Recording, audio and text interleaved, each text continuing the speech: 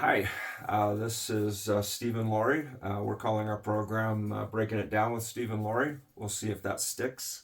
Mm-hmm. But for now, that's what we're doing. We're new at this, and you can probably tell. Yeah. But we're hoping to grow something to the point where we can have people call in with questions. People are always very curious about psychotherapists, and I'm giving an introduction. Laurie is a psychotherapist in private practice, and so she gets a lot of interest from people about how does that work. When a lot of people are ignorant of how psychotherapy works, and I doubt very many people have experienced psychotherapy from a gifted practitioner like you. So we want to kind of pull back the curtain and do informal talks about, oh, and me, I have no qualifications. Completely on Laurie's coattail, but I hope I have something meaningful to say now and then. Laurie thinks that I do. Um, so anyway, Mm-hmm. we'll just go from there, and yeah, hope to build someday to have live questions, Mm-hmm. um, live interactions, Mm-hmm. perhaps, and then open up a way for people to get in touch with Laurie for either psychotherapy or informal Not psychotherapy. coaching. So Well, we'll see. yeah, we'll see. So anyway, This is not psychotherapy. This no, is, this is not. yeah, this This is is just, entertainment, this is and entertainment and really just wanting to encourage people yeah, or, I giving insights or sharing. And really, I come the most alive when I'm interacting with someone else. That's really what where my passion is. It's like making music together where they share parts of their heart and then I get to listen and engage. And yeah, so I want to talk about something that really stands out to me. And again, this comes out of 30 years of work. Certain things, as I do my own work and my own processing, things stand out to me. And what I so often hear that I notice is really getting on my nerves lately is he just doesn't know how. Or, this coming from who? so a partner will be talking to me, and A female partner. often, Okay, sometimes it's a man. okay, I have many, many single men or men by themselves that come, which I love, but they'll say they just don't know how to do it. And I find that so interesting because oftentimes this is somebody who has gone to therapy and just for whatever reasons is not engaging or not taking the feedback, not doing the work. Um, but the partner will continue covering up and making excuses. Well, they just don't know how. And I want to respond to that with, think of the day and age that we're in. I mean, I sit across from 20-year-olds that sound like 50-year-olds. I mean, they are astounding in their knowledge, their awareness, their vocabulary. They've been raised by very self aware, conscious, caring parents who have very thoughtfully parented them, and it shows. I mean, they are very self connected. And by the way, that is just electrifying to be around because it's so much fun to connect to somebody like that. And so if you take, let's say, a 40-year-old man or woman, if they don't know how, it's because they don't care. Somebody who cares is going to find out. They're going to read books. They're going to pursue questions. They're going to ask for feedback. They're going to get help. Anybody in this day and age that wants to grow will grow. And if they are in a long-term, especially a long-term relationship, and the partner keeps saying, well, they just don't know how. Actually, what I've found is that partner is protecting themselves from the reality that who they're with doesn't care enough to know how and may never care enough to know how. And by saying that, they keep kicking the ball down the field, right? well, I don't really have to do anything about it if I can keep believing that they just don't know how. But it's not true. And that's what makes me sad and irritated is nothing changes in life unless it's true. And that's not true. People know how.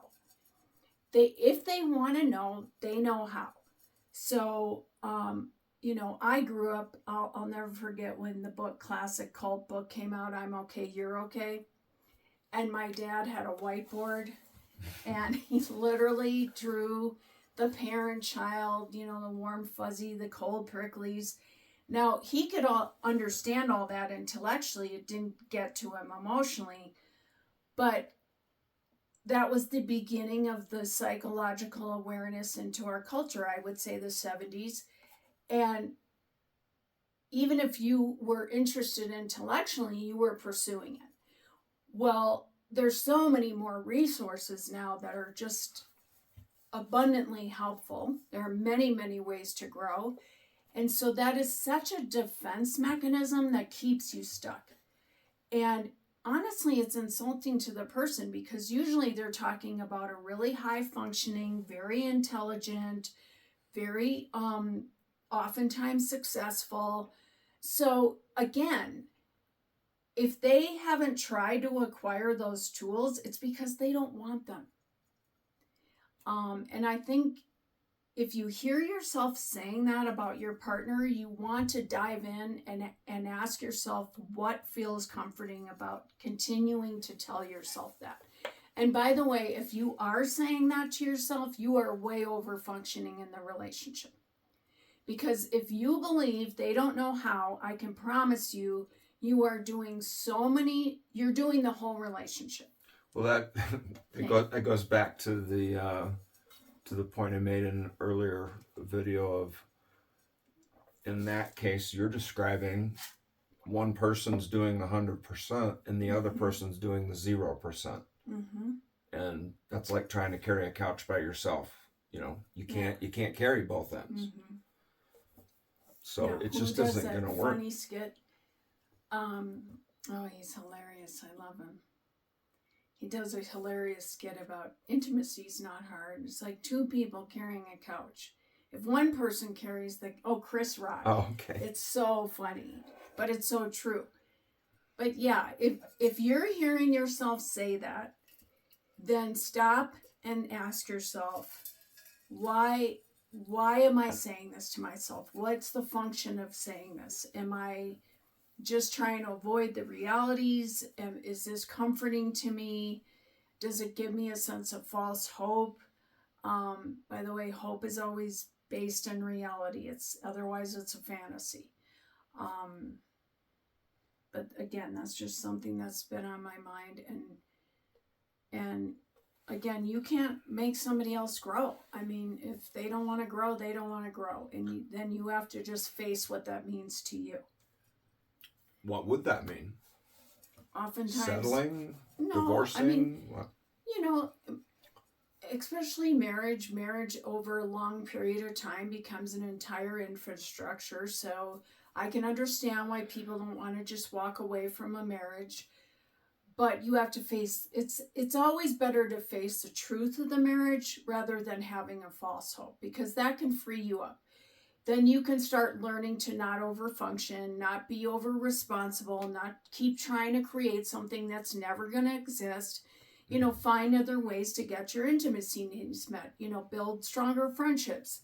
I mean, take solo trips. I mean, there are many, many ways to do relationship. There's not a script that says this has got to be the one and only way, but you have to be honest about it. Well, it sounds to me, it reminds me a lot of what they teach people that are dealing with addicts. Mm-hmm. You can't care, if you stop carrying them, if you stop carrying your partner doing their work for them, it might force them to look at themselves and do the growing you think they're incapable of. They're stunted because you have stunted them. Well, if you it's like letting your right hand do all your work and never doing your left, going to the gym and only working on your right arm. At some point, your right arm's going to have these big muscles and your left arm's going to be atrophied. It's the same in the relationship. If one person's doing all the work, the other is going to atrophy, and they don't have to change because the other person's doing all the work for them. So you may end up getting what you want and need by just not doing work for your partner. Right. And a healthy person, by the way, wants to be an active part of the relationship. When you get along personality disorders, they oftentimes are entitled to you doing all the work, and then they're angry when you don't. But again, it's always better to face the truth and give yourself the support you need in truth, instead of keeping yourself stuck in a fantasy thinking that gives you no power. There's no power in fantasy thinking. So yeah, but I just kind of amazed. If I had $1 every time I heard that, I'd be retired on an island someday soon. Yeah. Yeah. So thank you. Yeah, thanks for watching. I almost got off on another tangent. We'll just leave it at that. And yeah, thanks for being with us. Yeah.